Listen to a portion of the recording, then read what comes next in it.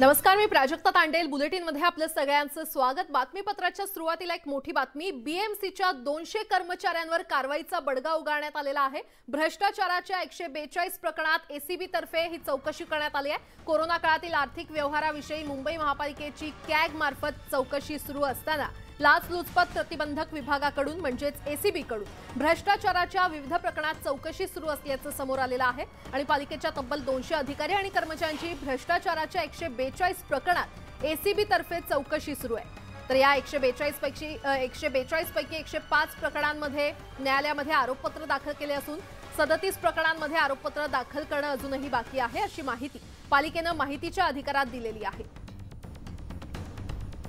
अधिक माहिती देत आहेत आमचे प्रतिनिधी विशाल पाटील आपल्यासोबत जोडले गेलेले आहेत। विशाल, बीएमसीच्या 200 कर्मचाऱ्यांवर कारवाईचा बडगा उगारण्यात आला, एसीबी कडून काय सविस्तर अपडेट?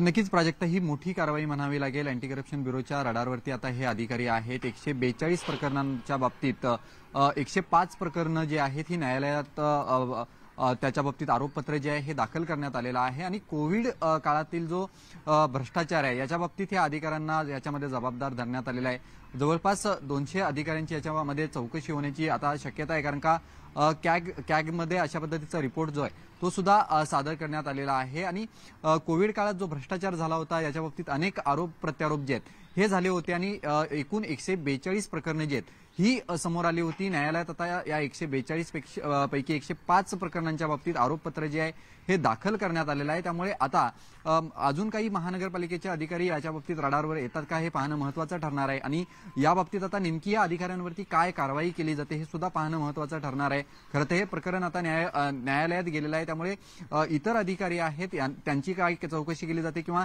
कशा पद्धतीनं चौकशी केली जाते हे पाहणं आता महत्त्वाचं ठरणार आहे। प्राजक्ता, निश्चितच आता ही चौकशी नेमकी कोणत्या वळणावर जाते हे पाहणं महत्त्वाचं ठरणार आहे। विशाल, धन्यवाद या सविस्तर माहितीसाठी।